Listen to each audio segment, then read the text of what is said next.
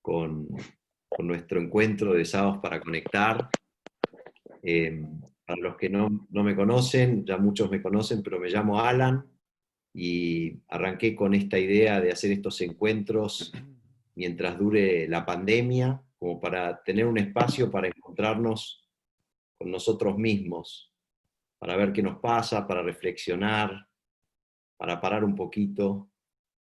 Y hoy estamos todos súper cargados con tanto Zoom en la semana, con tanta conectividad virtual, y el dilema mío era, ¿sigo metiendo conectividad virtual y Zoom en nuestras tan cargadas agendas o no?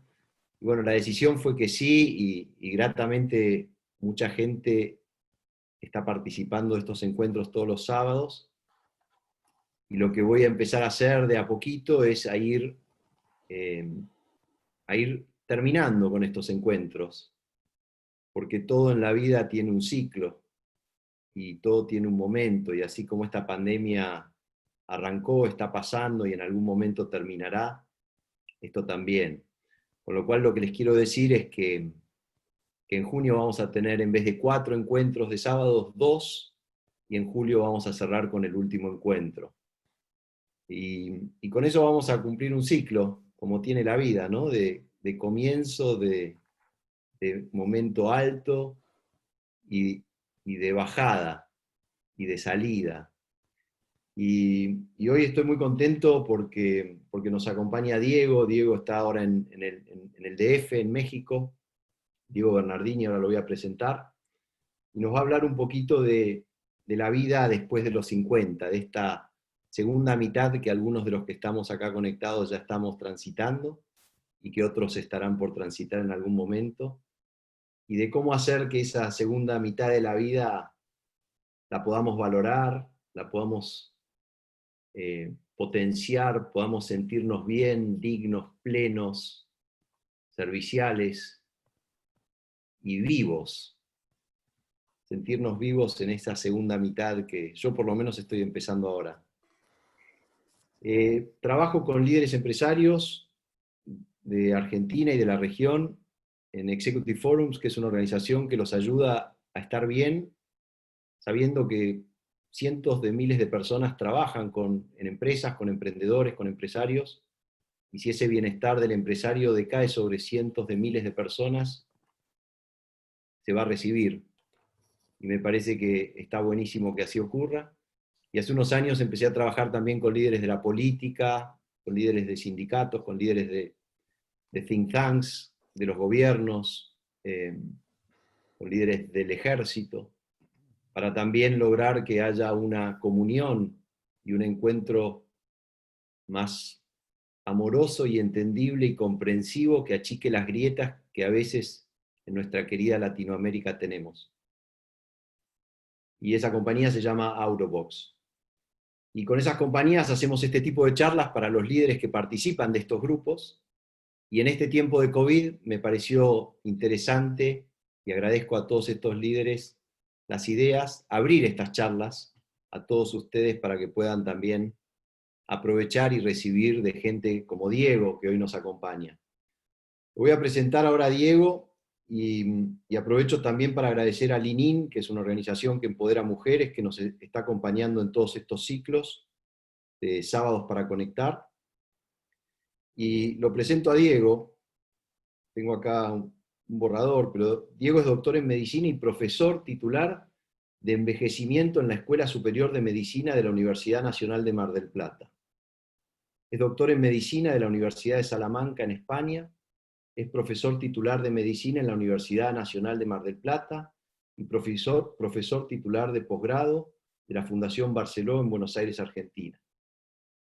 Fue speaker de charlas TED y es referente en personas mayores, en salud y en desarrollo en toda Iberoamérica. Así que súper agradecido, Diego, de tenerte hoy con nosotros durante esta hora, y the floor is yours. No sé si estás en mute, Diego. ¿Ahora sí? Perfecto. Ahora sí, bienvenido. Correcto. Alan, Gracias. muchísimas gracias. Un gusto enorme estar aquí contigo, con todos ustedes. Gracias por la posibilidad. Me parece que son encuentros, como bien dijiste, que de alguna manera nos obligó esta contingencia que estamos viviendo. Y bueno, mi saludo desde este gran pueblo que se llama Coyoacán, aquí en la Ciudad de México. Yo creo que es un tema muy interesante el que me estás dando la posibilidad de hablar hoy, porque creo que de alguna manera esta situación que estamos viviendo nos confrontó con realidades muy propias, pero al mismo tiempo realidades en las cuales nos vimos reflejadas por el solo hecho de que hoy, en este siglo XXI, la norma es que en promedio todos vamos a vivir cada vez más, vamos a tener vidas prolongadas. Y viendo todo esto que sucedió con la contingencia, donde las personas mayores de alguna manera fueron o están siendo quienes más severamente son castigadas por este nuevo virus, creo que eso de alguna manera comienza a confrontarnos no solo con una propia realidad, sino con nuestro futuro, con la finitud, y al mismo tiempo nos vincula con aspectos tan propios, tan íntimos, tan guardados como el altruismo, la compasión, frente a mucho desamparo y orfandad, que es lo que se ha visto, ¿no? Así que bueno, como vos bien decías en tu introducción, yo vengo de la salud, cuido vidas de alguna manera, me importa lo cuantitativo, pero mucho más lo cualitativo, que creo que es lo que le está faltando a esta gran mirada donde la pandemia de alguna manera obligó a un redireccionamiento de la política pública. Así que me parece interesante las preguntas que muchas veces se disparan frente a situaciones tan estresantes como la que se está viviendo. En mi caso, a mí las preguntas, la verdad, me acompañaron toda la vida, ¿no? Me acompañaron permanentemente.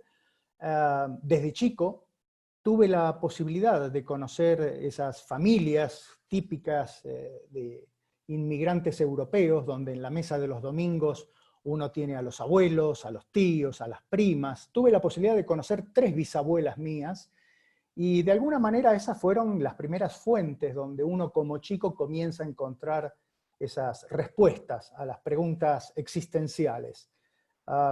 Como médico, las preguntas siguen formando parte de mi vida, y como a mí siempre me gustó aprender, decidí que cuando fuera médico me iba a especializar en la medicina familiar, en el paradigma del médico de familia, ese médico que quizás cada vez menos, pero que todavía seguimos entrando a las casas, seguimos escuchando, seguimos mirando, identificando los roles, e intentando entender por qué la salud, que muchas veces se expresa desde lo físico, tiene otro tipo de componentes.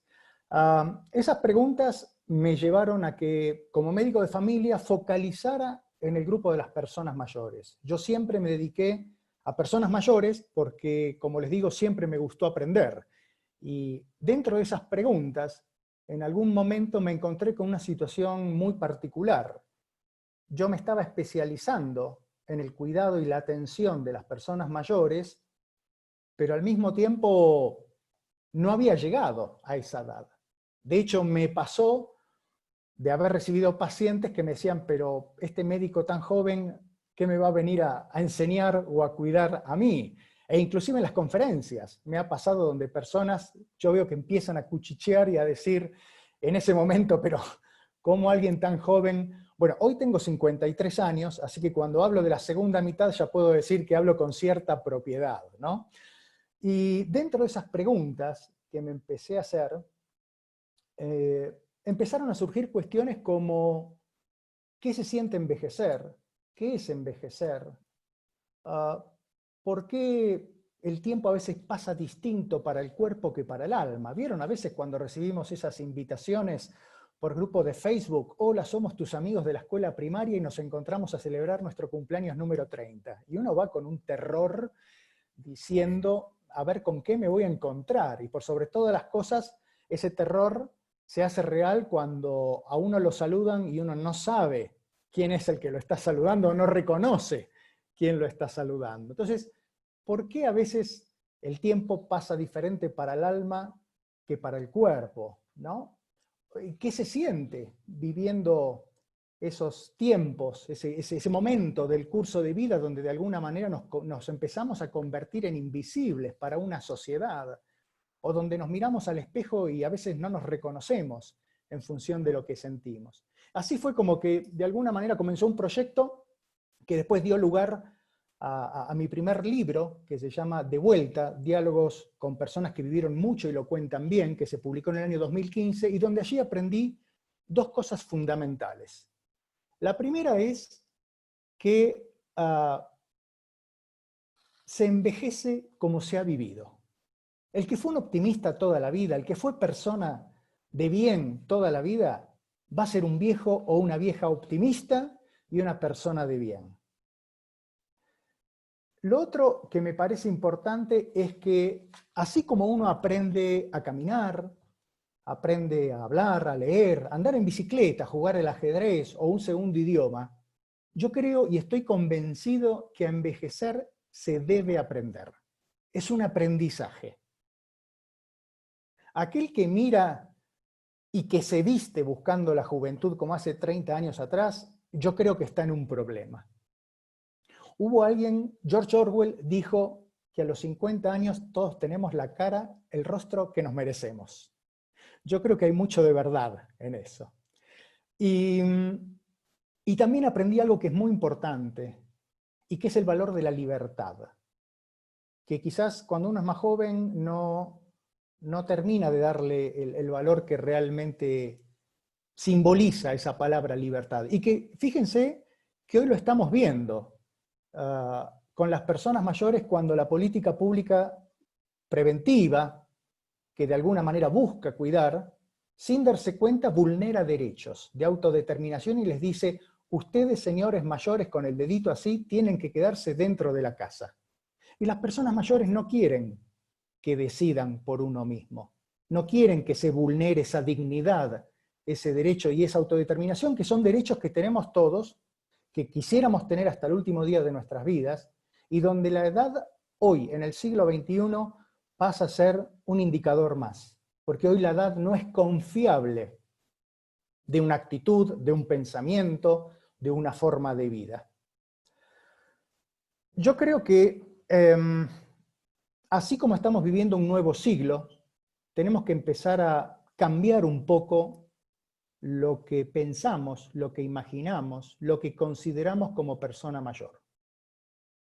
Yo, por ejemplo, soy el mayor de 4 hermanos, ¿no? Pero mi padre, que tiene 75 años, es el mayor de la familia. ¿Por qué? Porque hace 1 año y medio falleció mi abuela, la madre de él, a los 100 años, que era la más mayor de todas. Entonces uno diría: uy, perdón, ¿qué mayor era tu abuela de 100 años? Es cierto, una centenaria. Pero ¿saben algo? Esa abuela, mi abuela Elsa, falleció en diciembre. Pero unos meses antes me enteré que una bisabuela mía, que había conocido de chico y que después perdí contacto porque se fue a Italia, había fallecido con 107 años. Entonces, ¿quién es mayor que quién? ¿Qué es ser mayor? O sea, ¿por qué un curso de vida que es lineal, con buenos momentos y con malos momentos, todavía hoy está condicionado por un indicador tan duro como es la edad? ¿Quién dice que a los 60 años, 62 o 65, alguien tiene que jubilarse porque ya está caduco? ¿Quién dice que una mujer después de la menopausia, que va entre los 50, más o menos 3, 4 años, tiene que negarse el erotismo, la sexualidad, el amor? ¿Quién dice que después de determinada edad debemos dejar de conducir un vehículo? Entonces me parece que hoy tenemos que empezar a cambiar el chip, como dicen las personas más jóvenes. Miren, la longevidad no es algo nuevo. La longevidad existió a lo largo de toda la historia de la humanidad. Sócrates, Aristóteles, Platón fueron longevos en ese momento. Los senadores romanos eran longevos. Cuando Cervantes escribe el Don Quijote, lo escribe con 56 años, en momentos en los cuales en esa Europa la gente apenas llegaba a los 30 años. Hoy lo que estamos viendo es que ese beneficio, ese privilegio que antes tenían unos pocos, hoy empieza a ser un fenómeno colectivo. Por primera vez en la historia de la humanidad, la longevidad empieza a ser un fenómeno colectivo. Las personas no solo cada vez vivimos más tiempo, sino que cada vez somos más los que vivimos ese tiempo. Por eso a mí me gusta hablar de una nueva longevidad, donde además de estas cuestiones cuantitativas, dato duro, que son muy fuertes, también hay aspectos cualitativos importantes. En Estados Unidos, en los últimos 20 años, las tasas de divorcio de mayores de 60 años se triplicaron. La economía doméstica norteamericana, el 70% la controlan los seniors, aquellos que tenemos más de 50 años. En Japón, que es el país más envejecido del mundo, desde el año 2011 se venden más, pongámoslos en términos un poquito más glamorosos, ropa interior absorbente que pañales para bebés. En muchas ciudades de Europa hay más bastones, sillas de ruedas, que carritos de bebés. Bueno, eso es lo que está ocurriendo. Aquí, cuando yo nací en el año 67, en México, la expectativa de vida era de 57 años. Hoy es de 77. O sea, se ganaron en 50 años aproximadamente 20 años de expectativa de vida.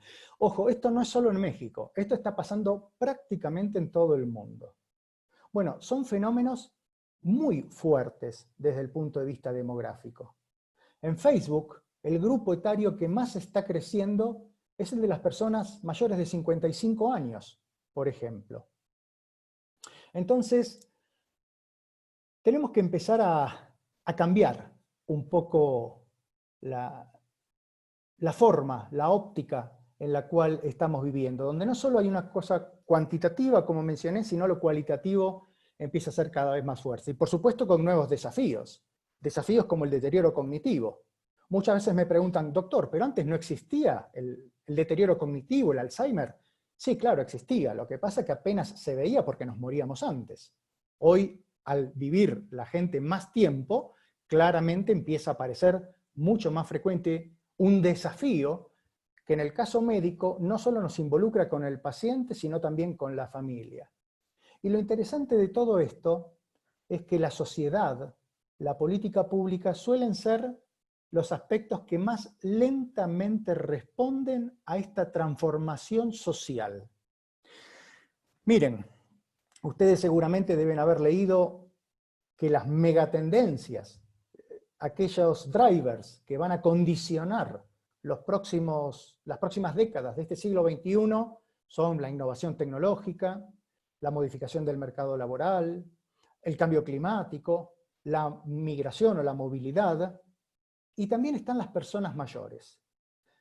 La diferencia respecto de las personas mayores es que tenemos datos que ya nos están mostrando en qué grado se va a modificar este futuro de corto y mediano plazo. Es la única certeza que tenemos. Entonces, se hace obligado empezar a cambiar un poquito este chip, como yo les decía. ¿Por qué la segunda mitad? Miren, cuando yo tenía cerca de 30 años, además de médico, yo soy kinesiólogo. Entonces trabajé muchos años en rehabilitación y recibía pacientes derivados de médicos, de colegas que confiaban en uno y mandaban a sus pacientes. Y me encontraba con un común denominador. Era algo más o menos así. Mira, Diego, yo me siento bien, no tengo problemas de salud, estoy alrededor de los 50, pero, ¿sabes? Ya siento que hay cambios en mi cuerpo. Siento que si voy a jugar al fútbol con mis amigos, tardo 2 o 3 días en recuperarme. Siento que si quiero correr como corría una carrera de 10 kilómetros a los 25, claramente ya no puedo. Por supuesto, ni hablar del desempeño sexual, donde la cantidad empieza a dar lugar a la calidad. Entonces, de alguna manera, se empezaba a externar un motivo de consulta que tenía que ver con un momento de cambio que muchas veces se expresaba por lo fisiológico, por las quejas del cuerpo, pero también es muy interesante reconocer, porque ya se describió por la década del 60 una psicóloga en Estados Unidos, Bernice Neugarten, lo que seguramente muchos de ustedes conocen como la crisis de la mediana edad, que en la mujer se da pasados los 40, en el hombre se da un poquito más adelante, y que tiene que ver con ese punto de cambio que hay en la vida de uno.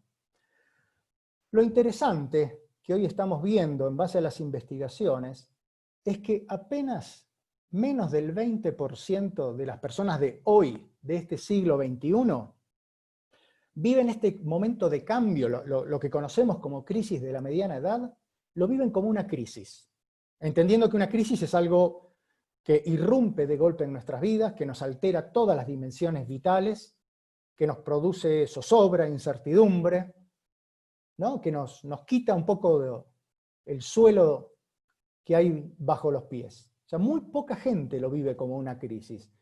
Y lo que es más interesante es que también apenas un 15% de las personas de hoy relacionan esta crisis de la mediana edad con envejecimiento.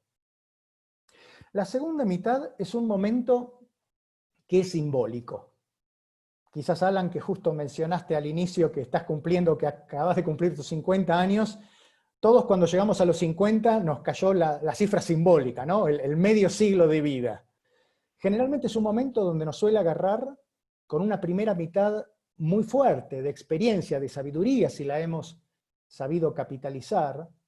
Nos suele agarrar con un momento profesional probablemente estable. Aquellos que hemos tenido, que tenemos familia con algún grado de realización, nos suele agarrar en un momento de equilibrio muy interesante y al mismo tiempo nos confronta con la finitud, nos confronta ya con un horizonte, nos confronta con algo que ya lo vemos como lo vemos ahí, o sea, quizás no está cerca, pero lo estamos viendo. Porque hablar de esto a los 30 años, a los 20 años, o sea, en esa época todos somos inmortales, ¿no? En esa época nadie se plantea esta situación, pero los 50 son un momento que a mí me parece muy relevante. Y les doy un dato más. ¿Saben? El edadismo, que es la discriminación basada en la edad, es algo que es invisible. No está, por ejemplo, registrado en el diccionario de la Real Academia, donde sí, por ejemplo, está el machismo, ¿no? El edadismo, esa discriminación. Ahora, el 15 de junio es el Día Internacional de Concientización para la Prevención del Abuso y Maltrato de la Persona Mayor. Este abuso y maltrato, esta invisibilización que de alguna manera vamos a sufrir todos, es mucho más frecuente que la discriminación por sexo, por color de piel, por ideología política. ¿Y saben cuándo empieza a hacerse más manifiesto? Alrededor de los 50 años. Yo lo veo con mi hijo, que es un millennial y que para pelearme a veces me dice boomer. Entonces, es un momento que yo creo que es interesante, sobre todo porque si hacemos un ejercicio, si tenemos la capacidad de mirarnos hacia adentro, de reflexionar, nos va a permitir pensar, imaginar cómo queremos que sea esa segunda mitad. Hoy, la posibilidad que tenemos es que ante una certeza bastante cierta dentro de la incertidumbre que nos toca vivir, la regla es que vamos a vivir más. En un país como Argentina, como México, como América Latina, a una persona que cumple 60 años le quedan en promedio por delante entre 23 y 25 años de expectativa de vida. Una persona que hoy, en un país donde hay, o en una sociedad, en una comunidad, donde hay ciertas cuestiones básicas como seguridad, sanidad, acceso a un servicio de salud, contacto social, a una persona, de cada 4 personas que cumplen 80 años, 3 van a cumplir 85, 2 van a llegar a los 90 y 1 va a celebrar su cumpleaños número 95. Y eso es hoy. Pensemos los que venimos por detrás de este camino. Porque acá hay algo que es importante. Vaya a saber por qué motivos las personas solemos tercerizar la vejez. Los viejos son los otros, no somos nosotros. Las personas mayores son los otros. Nosotros no envejecemos. Bueno, hay algunos que envejecen menos que otros. Las mujeres particularmente suelen tener ese tema de los cumpleaños, pero cada vez lo estamos viendo mucho más en los hombres también. Entonces, me parece que esa segunda mitad tiene que ser un buen momento para empezar a entender que así como nos dicen, todos tenemos un niño o una niña dentro, también todos tenemos un señor mayor y una señora mayor dentro. Todos tenemos un viejo y una vieja, que por supuesto cada vez se hace más importante a medida que cumplimos años. Y a mí me parece que es un momento donde a veces suceden cosas como esta pandemia del COVID-19 que nos obligan a acercarnos a ese viejo. Porque seguramente muchos de ustedes deben haber pensado, ¿qué pasa si este momento de confinamiento me agarra con 20 años más, con 30 años más? ¿Me agarrará en mi casa? ¿Estaré en una residencia? Entonces, qué bueno empezar a hacernos amigos de ese viejo y de esa vieja, ¿no? Yo creo que la segunda mitad es un momento importante porque llegamos a esa segunda mitad con un capital de experiencia, un capital de sabiduría, pero algo que es muy interesante. Cuando hacía mi tesis doctoral en la España profunda, en la zona rural de Salamanca, cerquita del borde con Portugal, me puse a investigar en pueblos de 300 personas, donde el 80% eran personas mayores. Y yo les preguntaba, ¿qué diferencia hay entre viejo y persona mayor? La respuesta que encontré en ese momento, y que sigo encontrando hoy fuera de Salamanca, es: viejo es cuando uno no se vale, cuando uno necesita ayuda. Es lo que los médicos llamamos necesidades de asistencia, de apoyo para las actividades básicas de la vida diaria. Salir de la cama, cambiarnos, cocinarnos, ir al baño, asearnos. Son las actividades básicas de la vida diaria. Y ahí es muy importante porque el ser asistidos por otra persona nos coarta la libertad, la independencia, la autonomía. Y esto es una de las certezas que tenemos cuando nos volvemos mayores. Si ustedes a una persona mayor le preguntan, y voy a ser bien gráfico, ¿cuándo su vida pasó a ser una mierda? La respuesta que van a encontrar es cuando empecé a depender de otra persona, cuando necesité que alguien que no conocía viniera a mi casa a ayudarme. Y ahí vuelvo a este concepto de capital que mencioné hace un ratito. La salud. La salud, hay dos momentos en la vida en que es primera prioridad. Uno de esos momentos es la primera década de la vida. ¿Vieron cuando hay una mujer embarazada y uno le pregunta, ¿nena o nene? ¿Qué te gustaría? La verdad, cualquiera con tal de que sea sanito. Ahí la salud es algo fundamental, no importa, queremos salud. Después, como les decía, ya nos olvidamos. Salimos a andar en moto sin casco, a conducir sin cinturón de seguridad, la inmortalidad.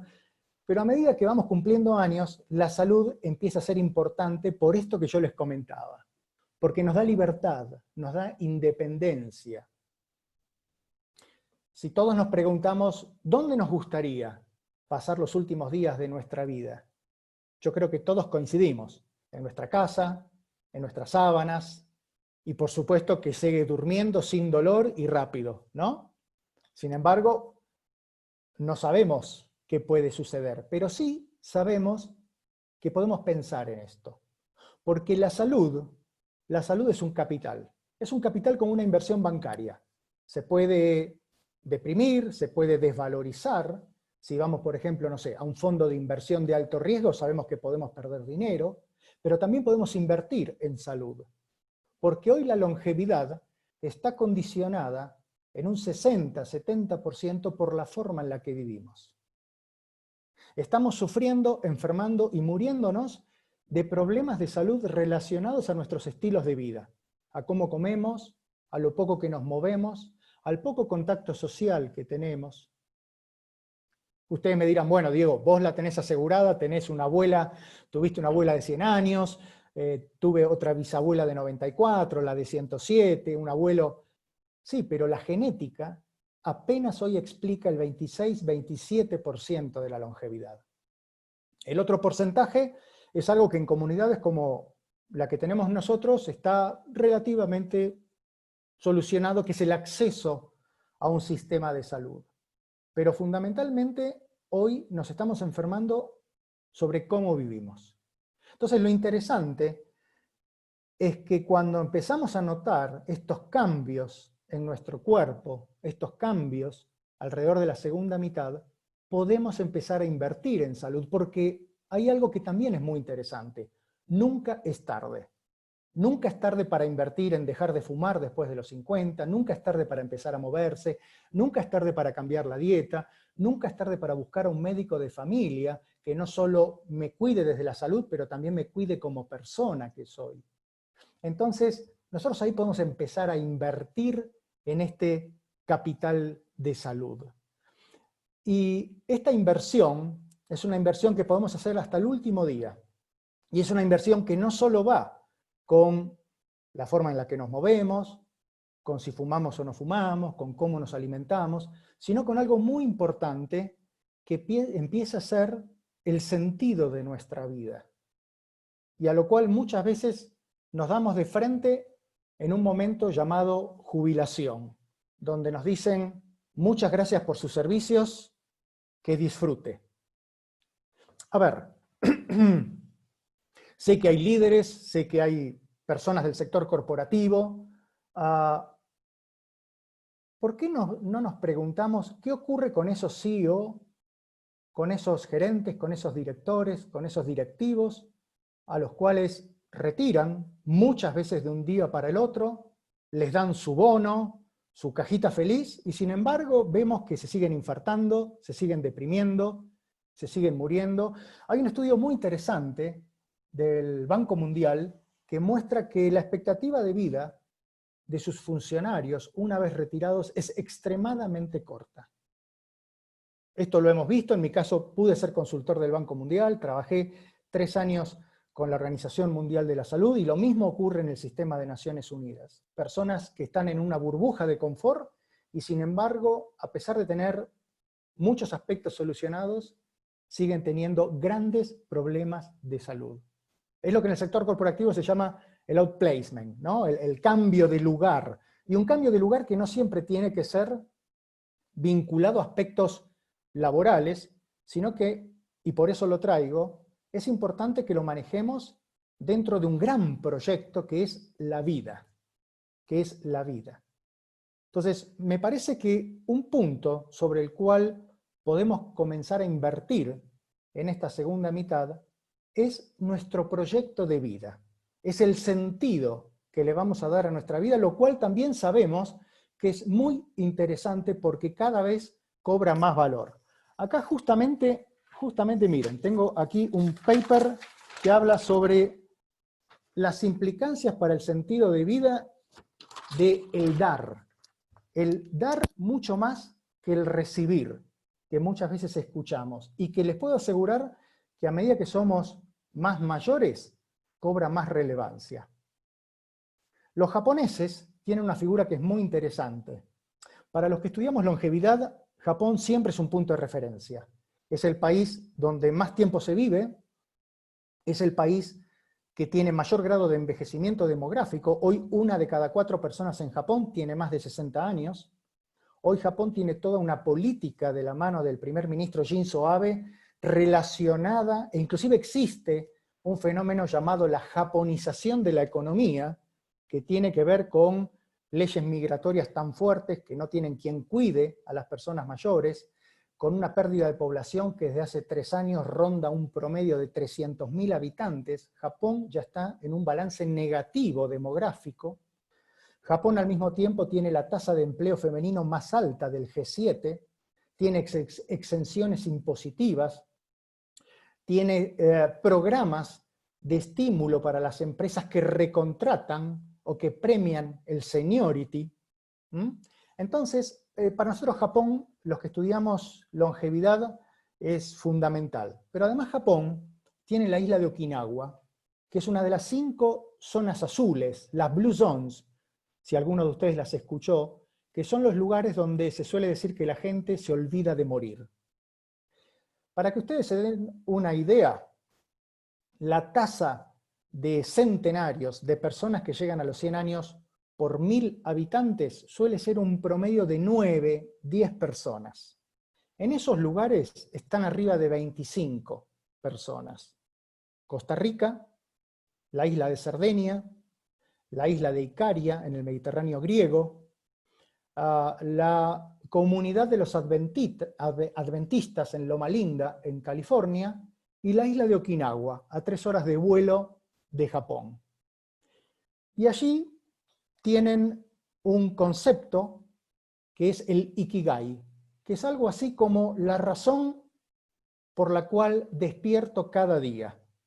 Ellos hablan de no jubilarse, de estar siempre ocupado, de tener un sentido para dar. Yo por eso insisto en que si en algún momento no llega la jubilación, uno debe jubilarse de lo que no le gusta y mirar la media copa llena, al mismo tiempo de estar abriendo la próxima botella. Porque tenemos que celebrar esta posibilidad de tener vida, de tener todo lo que nos queda por delante. Yo les hablaba de la longevidad, ¿no? Bueno, así como tengo la longevidad de mi familia, también tuve la mala suerte de que mi madre se muriera muy joven, a los 44 años, y hoy de grande veo todas las cosas que se perdió. Cuando empecé a hablar con esas personas mayores, hoy llevo más de 60 diálogos hechos en Argentina, en Uruguay, en México. Estuve en Canadá con Mario Bunge, estuve en New York con César Pelli, estuve con Federico Mayor Zaragoza, el exdirector de UNESCO en España, y preguntas que les hago es, por ejemplo, si me muriera ahora, ¿de qué me perdería? Y yo creo que, más allá de perdernos, vuelvo a la media copa llena, es interesante ver qué me queda por delante. Mario Bunge me decía, ¿vio Diego? Las mujeres son mucho más inteligentes que nosotros, siempre están ocupadas. Cuidan a los nietos, limpian la casa, cocinan, hablan con las amigas, hablan mal de los otros, siempre están ocupadas, no importa. En cambio nosotros los viejos, ¿qué hacemos? Nos recibimos de viejos profesionales, nos vamos a la plaza a darle de comer a las palomas. Y eso es real. Entonces me parece que tenemos que empezar a mirar un poquito qué quiere para ese futuro el viejo o vieja que llevamos dentro. Les voy a dar una pista y con esto me gustaría ir cerrando la charla para, Alan, hacer la parte más linda y más interesante, que es el intercambio. El Ikigai, lo que los japoneses dicen, es que para encontrar ese sentido de vida hay que pensar en 4 cosas. La primera es, ¿qué nos gusta hacer? Nadie hace bien lo que a uno no le gusta. ¿Qué nos gusta hacer? Lo segundo es, ¿en qué somos buenos? Porque a mí, por ejemplo, me puede gustar mucho jugar al fútbol. Pero si soy un madera y me mandan al arco como una forma de bullying, la voy a pasar muy mal. En mi época, por lo menos, el queso, el gordito, el malo era el que iba al arco. Entonces, si la voy a pasar mal en el arco, no está bueno. Entonces, la idea es pensar qué me gusta y en qué soy bueno. Lo otro que es muy interesante y que tiene que ver con esto que mencionaba hace un rato, el altruismo, la compasión, el dar más que el recibir, y que, les vuelvo a repetir, esto es muy importante a medida que cumplimos años para dar sentido de vida, es pensar qué podemos hacer para que el mundo sea mejor. ¿Qué nos gusta? ¿En qué somos buenos? ¿Y qué podemos hacer para que el mundo sea mejor? Y la cuarta, que es la ideal. Si además de todo esto nos pagan. Si además de todo esto podemos recibir algún dinero extra. Bueno, los japoneses piensan en esas 4 cosas. Y creo que perfectamente es extrapolable a la situación de cada uno de nosotros. Pero vuelvo a insistir con esto. Cumplir años no tiene que significar perder sentido de vida, perder derechos que nos infantilicen, que nos estereotipen, y mucho menos que nos digan qué tenemos que hacer o cómo tenemos que sentir. Les voy a dar un par de datos también duros para que ustedes se den una idea de qué se trata. Con este tema del COVID, en gran parte de América Latina surgió el tema de las residencias de larga estancia. En Argentina, apenas llega al 3% las personas mayores que viven en estas residencias. En México, aquí, apenas el 1%. Porque en América Latina todavía tenemos una cultura muy fuerte de cuidado familiar, que se va a ir transformando. Sin embargo, por ejemplo, en Argentina, donde las personas que viven en residencias son cerca de 90.000, de las cuales el 70% son mujeres, hoy sabemos por estudios, dato duro publicado en el año 2015 por el Ministerio de Desarrollo Social, el 60% de las residencias para personas mayores tienen un grado de confort muy bajo. 30% no tienen detectores de humo, 30% no tienen lugares de recepción de vínculos íntimos, de familias. Uno puede decir, bueno, vínculos íntimos, sexualidad. Bueno, sí, hay un 40% de residencias que prohíben las relaciones íntimas entre las personas. ¿Y por qué tenemos que jubilar el placer? ¿Por qué tenemos que jubilar los sentimientos, el afecto, el enamoramiento?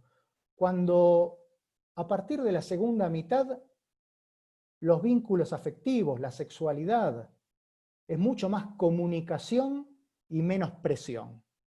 Tenemos que dejar de lado el concepto de productividad que guió el siglo XX y que guía a las personas mayores, a las personas menores, porque en la segunda mitad lo que prevalece es la vigencia. Pero para que nuestra sociedad entienda la importancia de la vigencia, es necesario, más que una revolución, evolución.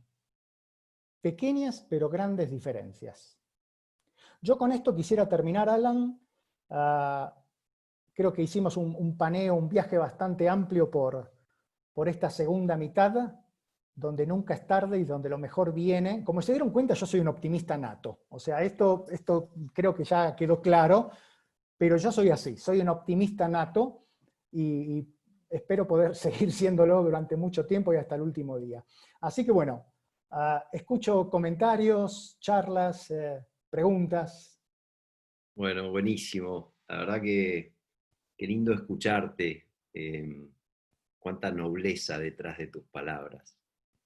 Y qué lindo trabajar en dignificar al ser humano independiente de la edad cronológica que tenga y de ser conscientes de que esa dignificación en gran medida empieza por nuestra autovaloración.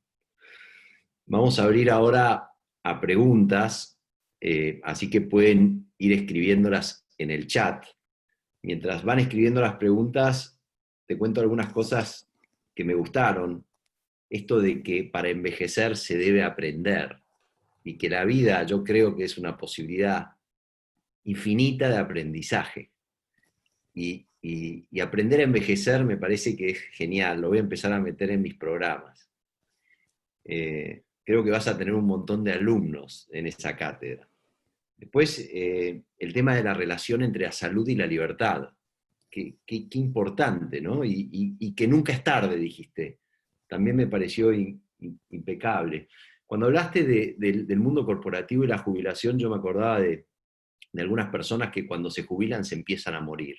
Y algunas literalmente y efectivamente se mueren.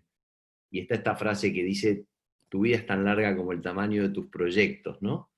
Y yo creo que uno de los problemas, y no pasa solo con los corporativos, pasa con todos los liderazgos, es que nos apegamos al rol en vez de al ser. Entonces cuando dejamos el rol, dejamos de ser. Y cuando dejamos de ser, empezamos a apagarnos. Después me encantó lo del Ikigai y esto de dar, de cómo dar paga. Dar paga, pero paga es increíble. Y me encantó la pregunta de qué me perdería o qué tengo todavía por delante, ¿no? Y hacérnosla y entender esto de la finitud, que por suerte a los 50 empezamos a tener esa conciencia, ¿no? De que hay una sola vida, ya no son dos. Cuando empezamos dicen que cuando empezamos a vivir la segunda mitad de la vida es porque nos dimos cuenta que hay una sola. Voy a empezar a mirar las preguntas que están escribiendo acá por el chat. Eh, a ver, uy, un montón. Sí, yo las A ver, estoy anotando acá, las estoy viendo. ¿querés arrancar con Sí, alguna? dale, las voy pasando rápidamente. Dale. Hay alguien, voy a empezar con esta porque es muy gráfica, ¿no? Y porque surge siempre. ¿Por qué las mujeres viven más que los hombres? Por algo nos morimos antes, ¿verdad? Pero al mismo tiempo, bueno, hay una brecha, hay explicación, más allá de los chistes, ¿no? Es verdad, nosotros nos morimos antes, se supone que hay un factor protector, que son los estrógenos en las mujeres, pero que hoy con el estilo de vida, que tiene que ver con estilos de vida menos saludables, que son las mujeres, esa brecha parecería ser que empieza a achicarse. Nosotros nos morimos antes, es cierto, pero a cambio las dejamos lamentablemente más enfermas. Las personas mayores, mira, cuando hablamos de longevidad, acá es importante, tiene que estar la impronta de género. Hablar de longevidad es hablar de una perspectiva de género. A medida que aumentamos en edad, la proporción de mujeres mayores son mucho más. Las mujeres mayores de hoy son mujeres que lamentablemente quedan solas, donde también ahí hay unas cuestiones vinculadas a la cultura, aunque he conocido mujeres mayores que cuando enviudan se liberan y una nueva vida aparece, y está muy bien que sea así, pero también son mujeres que quedan muy desprotegidas desde la protección social porque históricamente o culturalmente han sido mujeres que en general han sido amas de casa. Esto probablemente va a cambiar. Entonces, la perspectiva de género es fundamental, porque sabemos que va a haber cada vez más mujeres mayores, que van a tener más problemas de salud y que va a haber que asistirlas. Están preguntando sobre el tema de las visitas. A ver, yo creo que 72 días de confinamiento en Argentina, yo aquí en México llevo 79 días, y ya tenemos que empezar a pensar que en el costo-beneficio, que es algo que pensamos siempre los médicos.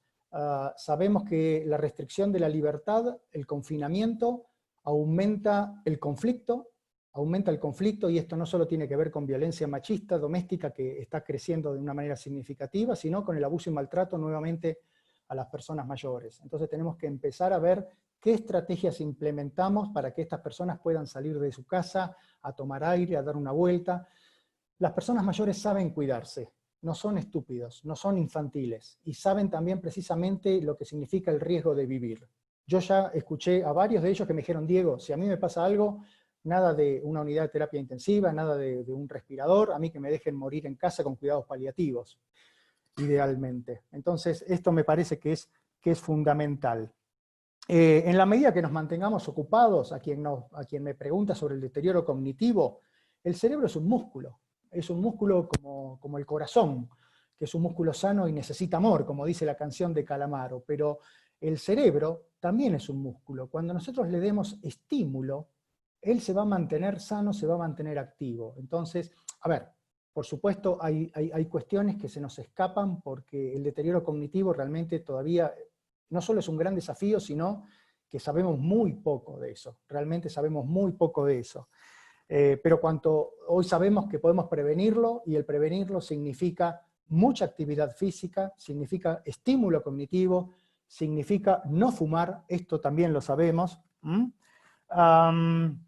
Agradezco a quien dice que me escuchaba en Radio Nacional el año pasado, un ciclo muy lindo que hicimos durante 2 años, y de paso, bueno, les cuento que estoy trabajando en un proyecto de podcast que va a salir dentro de muy poco tiempo, que van a poder tener acceso, va a ser libre por los canales de siempre. De hecho, hay 8 podcasts que se produjeron para Radio Nacional, en este momento hay uno solo en el aire, porque agarró la transición de gobierno, la segunda mitad, si lo colocan, lo buscan, y está muy bien. Y después, el tema de la madre. Hay quien me pregunta también sobre la madre que se jubiló y que no encuentra el proyecto de vida. Miren, encontrar el proyecto de vida es un ejercicio propio, es una introspección, es autorreflexión, es separar el trigo de la paja, y por sobre todas las cosas es búsqueda, es búsqueda. Esto lamentablemente no nos va a caer. A mí me ha pasado con pacientes en el consultorio y les digo que hasta muchas veces es más difícil que encontrar un buen terapeuta. Quien ha hecho terapia ha seguramente probado con uno, con otro, con un tercero, y finalmente encontró un o una terapeuta que realmente sentimos que nos puede ayudar. Bueno, con esto es exactamente igual. Habrá que buscar un club, habrá que buscar grupos de amigos, grupos de lectura, museos. Eso forma parte de lo que hoy los médicos llamamos prescripción social, donde a medida que pasa la edad se hace menos importante lo farmacológico y mucho más fuerte lo social. A ver, el que fue un ermitaño toda la vida va a morir ermitaño, y está muy bien. El problema que tenemos que prevenir es lo que se llama soledad indeseada. Es lo que ocurre cuando se enviuda, cuando los hijos se van, cuando nos quedamos sin amigos. Es la persona que está sufriendo esa situación de soledad. Y eso es una búsqueda. Es una búsqueda no solo para paliar esto, sino para encontrar, como me preguntaba alguien allí, el proyecto de vida. No sé si tenés alguna más, son las Sí, que tengo anoté. acá agrego a eso, ¿no? Creo que respecto de la pregunta de la mamá o personas grandes que de golpe se jubilaron y se retiraron, creo que lo que podemos hacer como hijos es conversar sobre las cosas que le gustan y explorar juntos posibilidades que a veces no ven y están, y nosotros podemos acercárselas. Igual la pulsión vital de una persona grande es de esa persona. Yo no se la puedo influir, digamos, no le puedo pasar la pulsión vital, pero sí puedo facilitar y ayudar a encontrar en esas conversaciones cosas de interés. Hay una pregunta acá de Jorge que dice, ¿por qué considerando la experiencia y todas las ventajas que da ser mayor, las corporaciones buscan jóvenes? ¿Está cambiando esto? ¿Qué mirada tenés de eso, Diego? Todo ¿Estás en- joven, todo joven es exitoso. Todo gay sabe de decoración y de moda. Toda rubia es tonta. Son estereotipos. Está cambiando, está cambiando. Mira, Starbucks hizo una campaña que yo los invito a que pongan en Google Starbucks personas mayores y van a ver la cantidad de información que sale. Yo creo que fue de las campañas de marketing más exitosas. Hoy Starbucks aquí en México tiene 3 locales atendidos por personas mayores. Ya lanzó una convocatoria en Perú para 200 puestos con personas mayores. El trabajador mayor es más lento, pero comete menos errores.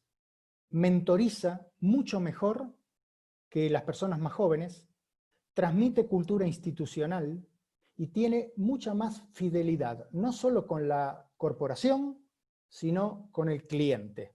Esto ya está cambiando. La directora de Recursos Humanos de McDonald's en Estados Unidos ya habló y dijo que ellos encontraron como una ganancia tener 5 generaciones de empleados entre su grupo. En Argentina, el grupo Tequín está recontratando personal retirado para mentorizar. Lo mismo están haciendo corporaciones internacionales como Nissan, como Mercedes, como BMW. Esto está cambiando. Esto, gracias a Dios, o gracias a la situación, perdón, está cambiando. Hay alguien que preguntó, y que acá la anoté, ¿por qué tengo miedo al envejecer? Me parece que es una gran pregunta esa. A ver, el miedo es una sensación muy básica, se activa muy rápidamente y tiene que ver con nuestra supervivencia. No podemos eliminarlo, pero sí podemos controlarlo, podemos hacer que disminuya. Y el miedo fundamentalmente a envejecer tiene que ver con lo incierto, con lo desconocido. Es real que es un tiempo, a medida que pasa el tiempo, a medida que pasa la edad, en la cual se empiezan a hacer notoriamente presentes algunas pérdidas, pero también algunas ganancias. A ver, a los 20 años tenemos pérdidas, ya no somos nenes, ya no podemos exigir regalos para el Día del Niño. Es una pérdida. A los 30 es una pérdida. En la segunda mitad ya se hizo presente el primer indicador que yo llamo. Ya nos dijeron en el transporte público, señor, baja, señora, baja. ¿O acaso no recuerdan todos ustedes cuando le dijeron eso? Y uno se dio media vuelta como diciendo, ¿quién es el insolente que me está preguntando esto? El otro indicador es cuando nos dicen, señor, siéntese, señora, el asiento. Ahí todavía, muchos de nosotros todavía no llegamos, pero esos son indicadores de pérdidas. Pero también hay ganancias.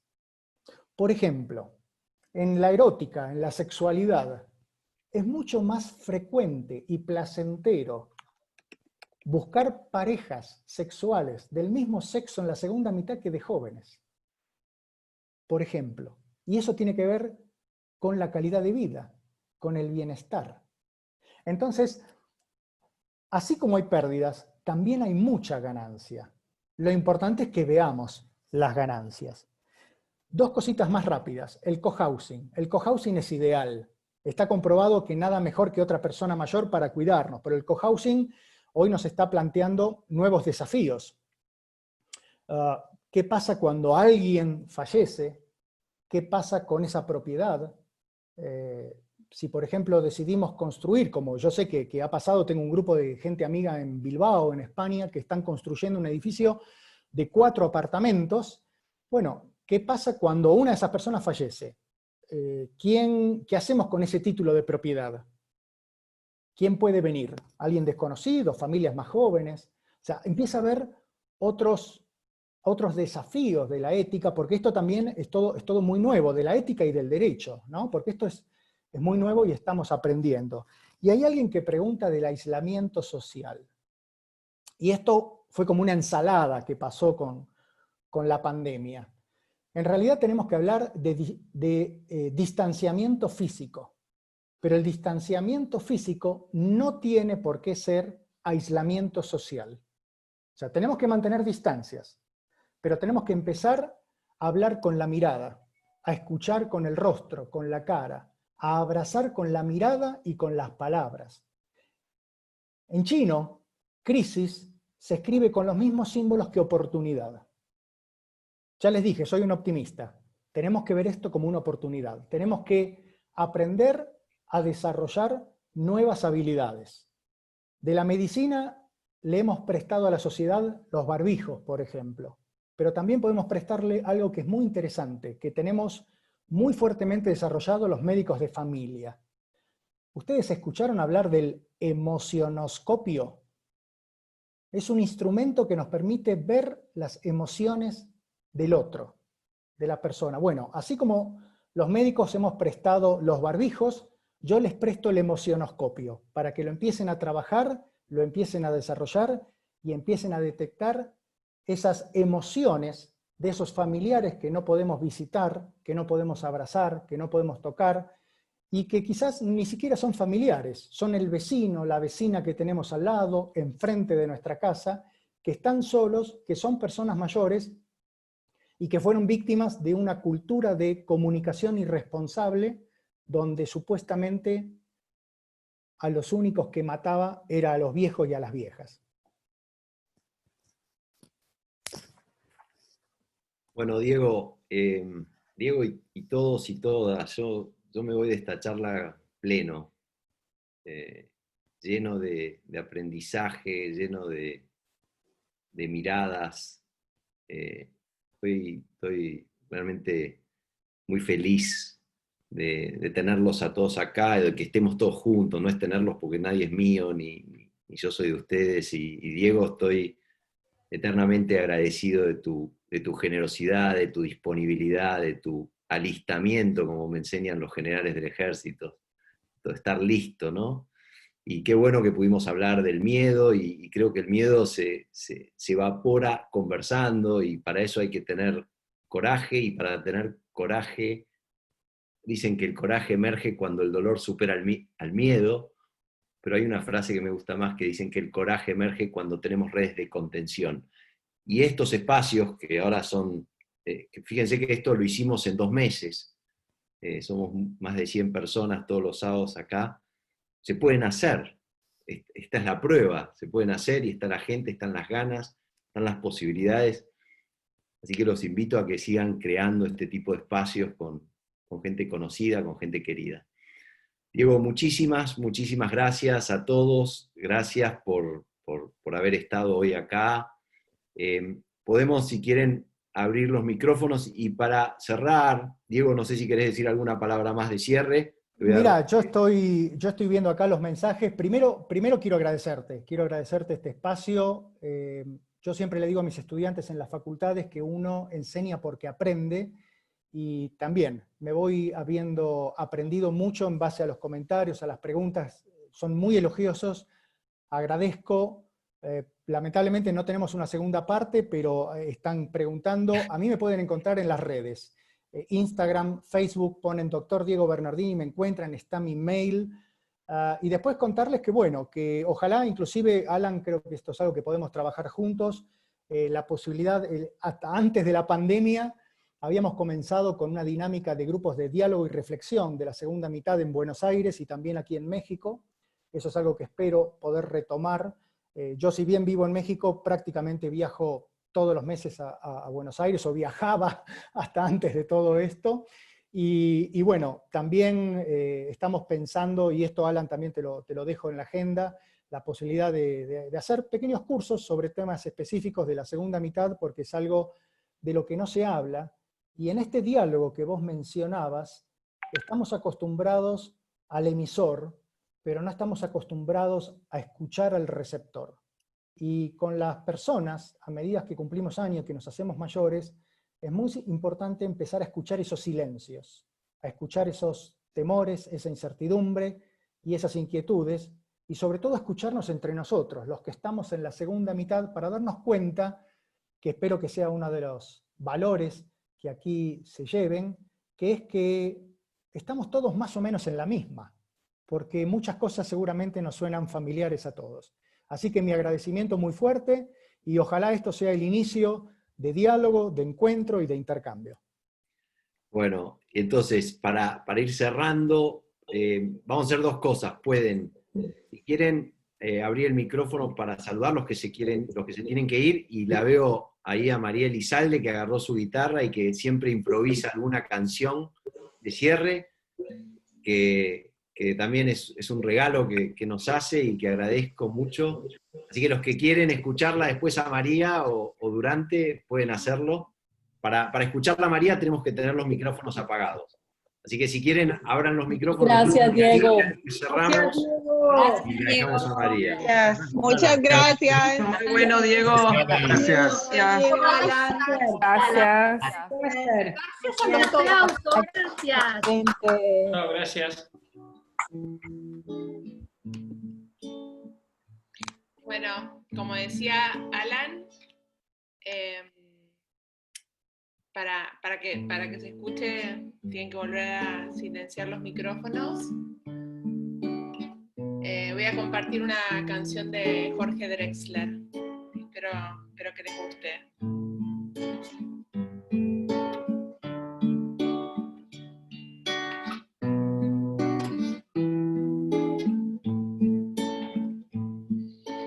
Ya estoy en la mitad de esta carretera. Tantas encrucijadas quedan detrás. Ya está en el aire girando mi moneda, y que sea lo que sea, todos los altibajos de la marea, todos los sarampiones que ya pasé, yo llevo tu sonrisa como bandera, y que sea lo que sea, y lo que tenga que ser, que sea, y lo que no, por algo será. No creo en la eternidad de las peleas, ni en las recetas de la felicidad. Cuando pasen recibo mis primaveras, y la la suerte esté echada a descansar. Yo miraré tu foto en mi billetera y que sea lo que sea. Y el que quiera creer, que crea. Y el que no, su razón tendrá. Yo suelto mi canción en la ventolera y que la escuche quien la quiera escuchar. Ya está en el aire girando mi moneda y que sea lo que sea. Y que sea lo que sea. Que sea lo que ya está en el aire girando, girando, ya está en el aire girando, girando, y que sea lo que sea. Ahora sí, micrófonos, aplausos para María. Espectacular, María. Gracias. Gracias. Bravo, bravo. María, Gracias. divina la canción. Gracias. Gracias. Linda. Buen fin de semana para Gracias, todos. Alan. ¿eh? Gracias.